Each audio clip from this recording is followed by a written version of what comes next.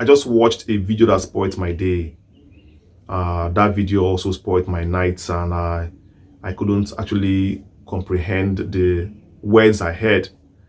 You know, but all in all, in that same video, I learned something.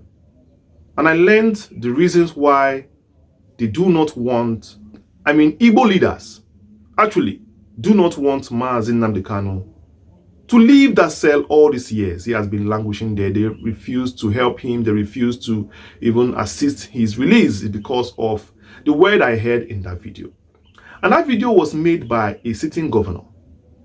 You can imagine a sitting governor holding the microphone and speaking bad about your own people to impress other people from other tribes. That is the highest level of Igbophobia I have ever seen in a recent time. Because this thing they call Igbophobia is not an external sickness, like I've always said. It is an internal sickness reflected by outside people. Because a doctor will only diagnose you of a sickness that you have. He will not diagnose you of what he thinks. Outsiders will always treat you the way they see that you are already. So Igbo suffer this level of Igbophobia. Mostly our leaders suffer it. That is why you see, whenever they hold microphone, whenever they are opportune to go to Abuja, whenever they have power, the next thing you see, they start throwing the people under the bus, speaking bad about their people anyhow. It's so shameful, because this video, I will play it for you so that you will hear the words I heard myself. Very irritating. Very disgraceful. Please watch this video very well. And when we come back, I will analyze it the way I understood it for you. Watch this video. I have been in office for three years and 3 months, okay? If we have arrested 100 criminals, non-mafia, kidnappers, and so on and so forth, 99.99% of them will mark Igbo. Did you hear me right? Yes. I said 99.99% of them will mark Igbo. In this video, you will see clearly that is Governor Charles Soludo. Look at him, look at him. That is Charles Soludo. He's the one. For those that don't know him, that is the governor of Anambra State. He said, as you heard, that in his state, if they have caught 100 kidnappers and criminals in the bush, 99% is in the Igbo. Hey! Hey! Hey! Soludo, clean your mouth. Clean your mouth, sir. Do like this. Ngwa, spit. Ngwa. Pwe. Oga. Sometimes I ask myself, what kind of mindset do these people have? But first of all, I want to disagree with this governor by saying I disagree that in Anambra State, it is 99% of Ndi Igbo who are in the bushes committing crime. Sir, I disagree. I also disagree that it is Ndi Igbo in your state, our youth, our wonderful, hard-working youth in Igbo land that are committing that crime. Because in Igbo land, we are the most hard-working tribe on the earth. The Igbo nation are the most hard-working, prosperous nation on earth, and we did not become the most hard-working nation on earth by committing crime. We achieved that by our industry, our expertise, our enterprise, our ingenuity all around the world. We did not become the best nation on earth or the fastest growing region in the world by engaging in crime, sir. We became that by genius, creativity. So that's why I say I disagree with you, sir. Even if I know that as a governor you have information. But until you can provide information with evidence, I stand to disagree with you. Because also you are aware that the Igbo nation are in all the nations of the earth. And as far as USA, America, a state called North Carolina has given the Igbo an award, has declared a holiday celebrating the Igbo nation officially. and has told his states to celebrate it on that day. The Igbo nation flag will fly in America. Did they achieve that by kidnapping or committing crime in the US, or engaging in drug trafficking in the US, or killings or gang-related crimes? Did they do that? Soludo, please. And let us assume, for example, now that what you are saying, Seth, maybe you are saying maybe what you are saying is with information. Let me assume without conceding. How can you come out like this now and throw your people under the mud? Just like this. Who does that? Which father comes out to the public and exposes his family like that in the mud? Except there are people you are trying to send message with. Yes, so I am still with you guys. So look at what I am betraying my people. Oh, I am sabotaging them. Oh, except that is what you are trying to do. If not, tell me why you will come out and speak of such in public. In Plateau State, where there's a lot of crimes and killings and kidnappings, and of course, turmoil going on in the state, have you ever seen the governor of Plateau State ever come out to say that the crime in his state is done by his own youth? Have you ever seen that? Just even one day. In Benue State, where there has been killings of thousands of people, have you ever seen the governor come out to say that the crime that's committed in his state is caused by his own people, Benue people, TV people, or Idoma people? Have you? Even go to the southwest too. The Yoruba governors will tell you that those crime committed in their state is not done by Yoruba youth, it is done by other people, the Fulani and co. But when it comes to you, Southeast governors, mostly you, Soludo, you open your mouth for the first governor in the whole Nigeria to declare, to shame his own people, to name and shame his own people.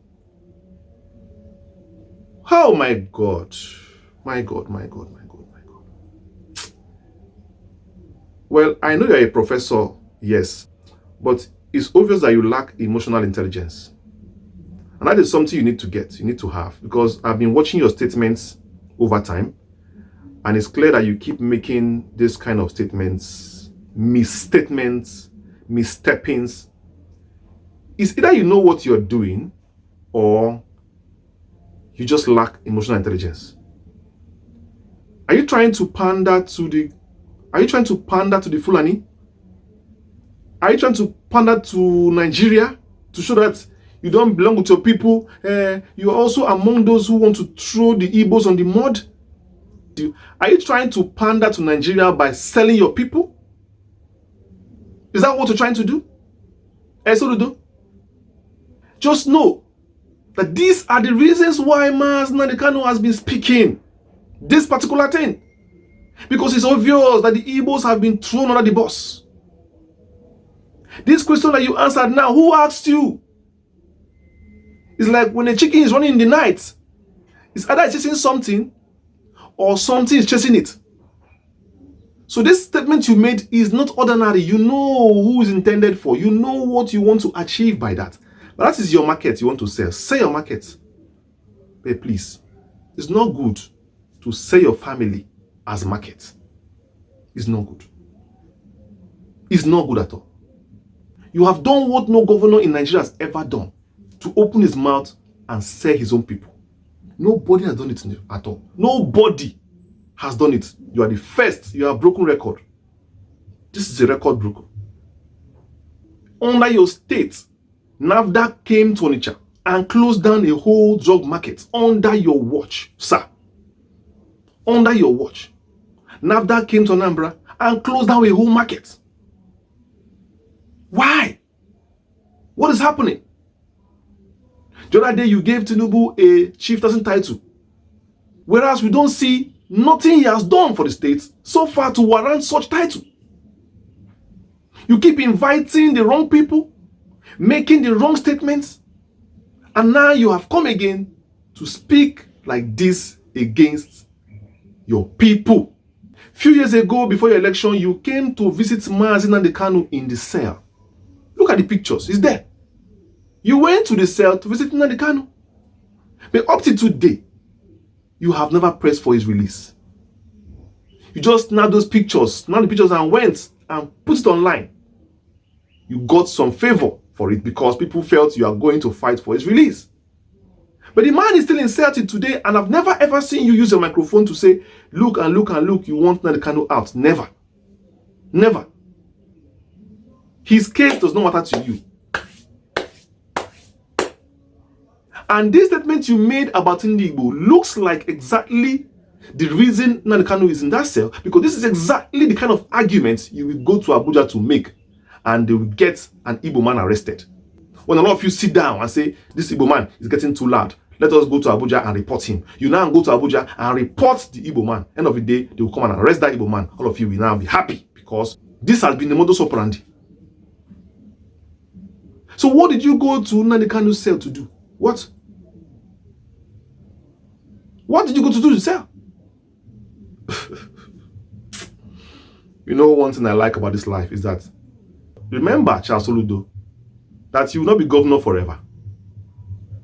The former governor before you is forgotten. Nobody remembers him again. Obiano, nobody remembers him. That's how you will come and go. And one day, all these things you said and did, you will see the repercussions of it one by one. All the things you are doing it against your own self, because you are also an Igbo man. Except you say you have changed your tribe. And I always add, they will never like you. They will never like you, and they will never accept you. No matter how hard you try. No matter how hard you try. I disagree with you on that statement you made, because we all know people who are in the bushes committing this crime. People have come out to testify on people who kidnapped them. And they said the languages they spoke are Fulani languages, and this and this and this. And nobody has come out to say that the kidnapper in the bush that kidnapped him spoke Igbo language before. I have never heard anybody that said that the kidnapper spoke Igbo language. This is my first time of hearing that the kidnappers are Igbo. Coming from you. Even our security personnel have their reports, and it's clear that we know these kidnappers. They are all over the bushes in Nigeria. So please, that you're a governor does not mean that we don't have sense to do our fact checking. Does not mean that you can use your microphone to say anything to anybody and will just believe it because your governor has said it. Gone are those days where even a president can speak and we believe. It's not happening like that. Everything must be fact checked. And on this one, sir, you are wrong. Nnamdi Igbo are very resourceful people that will always stand strong and survive anywhere with their industry. To all the Igbos around the world, I say stay strong and please hold strong for this kind of, insults and this kind of, blacklisting that you will see definitely is normal, because even the Jews of Israel suffered such persecution and blacklisting that led to Holocaust and deaths of over 6 million Jews or 9 million Jews over the world. So it's definitely normal when you are a great nation that you will have enemies from outside and within. So whatever you're doing, please stay strong in the area you are, because people's eyes will always be on you. But just do not give up in your pursuit of excellence in your environment, in your family, and in the states and in the country, wherever you are. Keep striving for excellence, because excellence is what Nnamdi Igbo are known for. This is the 7th day to the countdown of Nnamdi Kanu's court case. And of course, we are here day and night working hard to bring you quality content that will serve you well and of course, lighten up your day. Supporters family around the world, I greet you all. Please remain strong. I have been your host, Chi Ne Du. Thank you for watching my video. Till I see you next one. Peace.